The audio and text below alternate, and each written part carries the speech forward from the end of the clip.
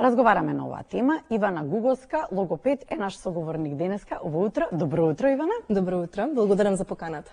Се разбира, секогаш, особено кога треба малку да појасниме повеќе до родителите, па и до бабите, дедовците, жените кои што се грижат за дечињата, кои што помагаат на родителите, кои што се во контакт со децата и можат да ги забележат промените кои всушност се јавуваат помеѓу првата и шестата година. И сега, Ивана, зборувавме за тоа дека е период кога се зацврстува говорот и затоа можеби многу недумици. Но кои се симптомите? Вака, пред да се оглед на тоа што е потребно да ги знаеме кои се тие развојни одредници кај децата, кои што ни даваат насока за тоа кога станува збор за правилен развој кај детето, а кога станува збор за некаква отстапка, први би се задржала на нив. Пред се, кога станува збор за едно детенце, околу 3-4 месец, важно е да се појави на така наречена социјална насмевка. Тоа е всушност зачеток на социјалната интеракција на детето со неговата околина. Понатаму околу 6-тиот месец следи баблингот, односно гугањето, оние безсмислени слогови кои што се јавуваат кај дечињата околу тоа време. Исто така развојна одредница е и показниот гест.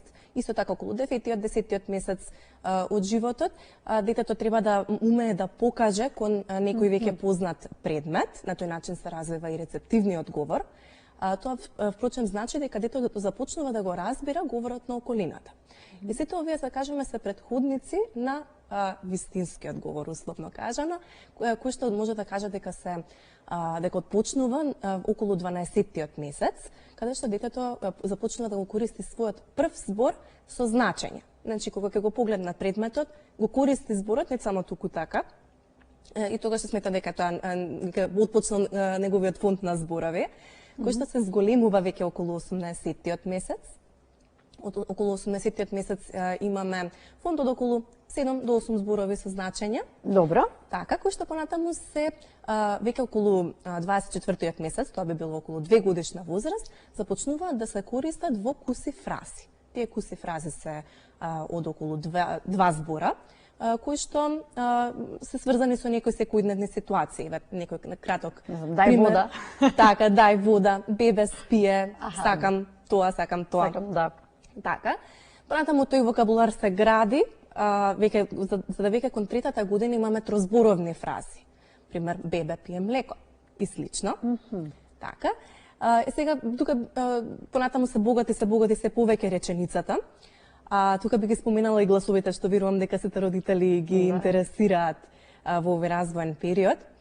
Оно што може да се каже е дека до околу 4-та година, доколку не се формираат некои гласови, како што се, например, С, З, Ш, Ж, Ч или Дж, тие се, што ги нарекуваме рано. Тоа за тоа ќе ви споменам, да.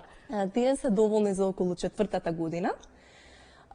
Доколку веќе не се формираат до тоа време, можеби веќе би било време да се обратат родителите на една логопедска консултација. Да. А што ги споменавте РЛ, тие всушност се најкомплексни гласови од нашиот гласовен систем, така да се дава малку повеќе време на нив. До кога се толерира? Со оглед на тоа дека во прво оделение и рано одат дечињата, сега на 6 годишна возраст почнуваат првачење, па некој порано, некој на 5 и нешто. Така, поместена е границата. Поместена е. Меѓутоа, тоа не е поврзано толку со започнувањето на училиштето. Обично се поврзува. Да, меѓутоа во реалноста не е. Тоа главно се очекува за гласот Л од околу 4,5 до 5 години, секако тоа варира индивидуално кај секое дете, но за гласот Л доколку не се јави до околу 5 годишна возраст, веќе убаво е да се направи за секој случај некоја логопедска процена, а Р како најкомплексен глас во нашиот гласовен систем, му се дава малку повеќе време со цел да созреат говорните органи, не се секогаш подготвени за да отпочнат со нешто такво, и тоа би било околу 5 до 5,5 годишна возраст најдоцна. Ивана, што вели праксата? Дали ја срушивме стигмата дека не е страшно да се однесат децата на логопед? Затоа што некако постоеше тоа. Не знам дали се уште пусти во таа мера како што беше, дека хајде ќе го почекам, се развива. Јас како бев, јас не можев да изговорам таа буква, па потоа научив во училиште. Дали тоа е правилниот начин? Дали е тоа правилниот пат? Дали треба да се почека или треба веднаш да се реагира? Вака, ние во тимот така да што работам, при тоа би сакала исто и да ги поздравам. Ние сме центар за рана интервенција и стимулација на деца и возрастни. Што значи тоа? Дека ние секогаш даваме важност на тоа на рано да се интервенира кај детето доколку се јават било какви отстапки од овие развојни одредници кои што ги споменав претходно. Оној мит кој што претходно постоеше во врска со тоа дека и до 3 години доколку не прозбори детето не е ништо страшно, дека може да се почека, па ете некој предок, некој роднина исто така подоцна проговорил, не е така. Значи, важно е што, еве како што реков, доколку првиот збор не се јави веќе до 13, 14, 15 месец, веднаш треба да се направи процена да се види до каде станува збор за развојот. Исто така, доколку ете детенце, како што рековме, не сврзува два збора, а веќе има 2-2,5 години, исто така би требало да се обради на логопед, така да дефинитивно би апелирала на тоа дека не треба да се чека, дека било каков сомнеш, пошто би го имале родителите, треба да се послуша и исто да се проследи тоа преку една логопедско-дефектолошка проценка. Добро, кога зборуваме за тоа дека треба пред се да бидат одговорни родителите, дали во целиот тој процес се вклучени и тие? Затоа што веројатно не се доволни само тие час и половина, два, колку ги поминува заедно со вас детето, треба да се работи и дома. Колку е важна таа? Апсолутно. Таа соработка. Впрочем, таа соработка можам да кажам и дека и клучот за тоа да се постигне ефективен третман. И како дома вежби добиваат или како? Така, значи ова станува збор верувам за скоро сите логопедски центри во државава. Обичаено часовите зависно од говорната патологија каква и да е, варираат од најмалку 2 часа неделно па се до повеќе. И со оглед тоа што тие 2 часа се по само 45 минути, тоа е час и половина само неделно, тоа е навистина многу малку и доколку не постои таа соработка со родителот, всушност прогресот можеби ќе го има, но ќе биде многу побавен. Така да после секој завршен час родителот добива насоки од стручното лице со цел да можат истите вежби да се спроведат и во домашни услови. Сега кога сме кај прогресот, треба ли да се очекува за одреден временски период или секој индивидуален случај? Верувајте дека секој индивидуален случај, прогресот не е нешто што може да се генерализира или да се каже дека ете дете на таа возраст треба да го научи тој глас за определено време. Обично сакаме да се споредуваме и мислам. Да. Видете, споредувањето кога станува збор за од диагностички аспект, на пример доколку видиме детето на мојот пријателка многу порано проговори од моето дете, може би треба да го однесам на логопед, да, тогаш е во ред. Меѓутоа, претераното споредување може да прави само штета, искрено. Можам чисто колку го земам како пример гласот Р, рехабилитацијата на ротацизмот.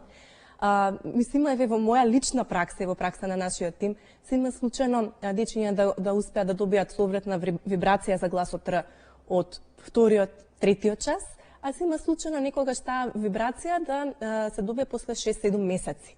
Значи може да видите дека станува збор за една огромна разлика, еден огромен ранг и токму затоа не можеме секогаш ни со сигурност да кажеме едно дете за колку време нешто ќе усвои. Затоа сметам дека не е тоа толку важно да се фокусираат родителите на тоа колку време ќе му треба на детето. Најважно е да се интервенира рано и се додека се работи, верувам дека ќе има прогрес. Се интервенира ли рано? Можам да кажам дека во последно време малку повеќе од порано, особено кога станува збор за логопедскиот час. Тоа е заднината на тоа дека имаме многу голем број на случаи или можеби дека многу гласно почна да се зборува за тоа, дека не е страшно да се иде на логопед, треба да се посети логопед. Затоа што и училиштата имаат своји дефектолози, имаат логопеди кои што ги посетуваат на известен временски период, па родителите добиваат известување каде треба да се, со кого треба да се работи. Би можела да кажам дека се должи и на двете. Да, дефинитивно на ниво на Македонија, особено после пандемијата и зголеменото користење на технологија е зголемен бројот на децата кои што имаат потреба од логопедски услуги. Меѓутоа, би рекла дека исто така е зголемена и свеста за разлика од пред повеќе години. Благодарение на некои вакви гостувања, вакви емисии, многу се погласно и погласно се говори општо за логопедијата, општо што значи да се однесе детето на логопед. Дека не сме ние само лица кои што третираат гласови, односно букви, како што би кажал народот. Туку е многу повеќе. Нашата дејност опфаќа многу повеќе од тоа. Така да дефинитивно верувам дека свеста на луѓето е крената, меѓутоа може да се работи уште повеќе, да се потполно да се исчисти, да кажеме, таа стигма што има околу носење на детето на стручно лице. Сакам малку и за оној момент за кој што не зборуваме многу, ама и што долку не се работи на време. Кои се тие, затоа што сепак постојат, кои се тие негативни последици кои потоа ги носиме и цел живот? Така. Зависи за каква говорна патологија станува збор. Значи, почнуваме од нешто наједноставно како глас. Доколку еден или една поголема група гласови не е соодветно навреме третирана, тоа секако ќе има влијание на разбирливоста, на интелигибилноста на говорот генерално.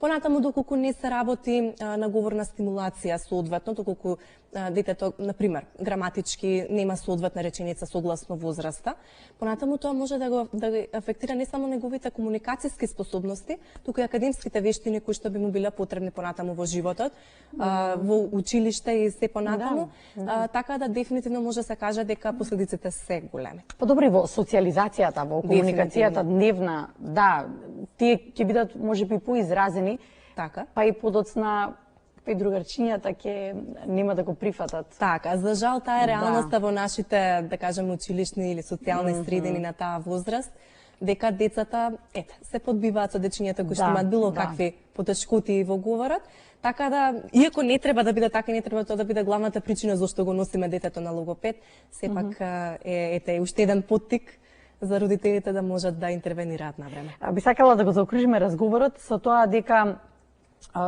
најидеалното време кога да и превентивно да се однесе на еден преглед детето и да ја заокружиме границата кога навистина треба веќе да се превземат мерки, ако се забележува нешто дека постои. Така. Неколку пати ги споменавме границите кога можеме и како симптомите да ги забележиме, но сепак ајде тоа според искуството да го заокружиме кога секој индивидуален случај, но според вашето искуство, кога е најидеалното време да се превземат мерки? Верувате дека треба најрано што може, до тој степен што веќе нема ни граница. Ние работиме и со дечиња околу едногодишна возраст, дури помалку од тоа понекогаш. Значи, дури веднаш што се забележи дека ке детето отсуствува прв збор, отсуствува социјална насмевка и слично, не е воопшто на штета да се однесе на една развојна проценка во која што би учествувале и логопед и специјален едукатор. Која е горна граница, на вистина не би можела да кажам, зависи тоа од за што станува збор. Доколку станува збор за глас, доколку 4-4,5 години гласот лого нема, веднаш одиме на логопед.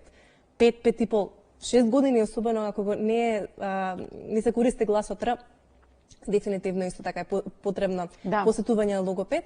Меѓутоа, јас тука повеќе би го препуштила тоа на родителите и да го кажеме на оној условно кажано родителски инстинкт. Ја верувам дека секој родител знае кога има некаква потреба кај детето од дополнителна помош. Сметам дека родителите треба да си го слушаат тоа, а не да слушаат некои лица кои што можеби не се од нашата фела. Така да ги оваа прилика користам и да апелирам и да ги уверам родителите во тоа дека никогаш не е премногу рано да се започне со логопедски третмани, никогаш не е на штета да се направи преглед, па понатаму ќе добијат соодветни насоки од стручното лице. Ивана, благодарам. Благодарам за гостувањето.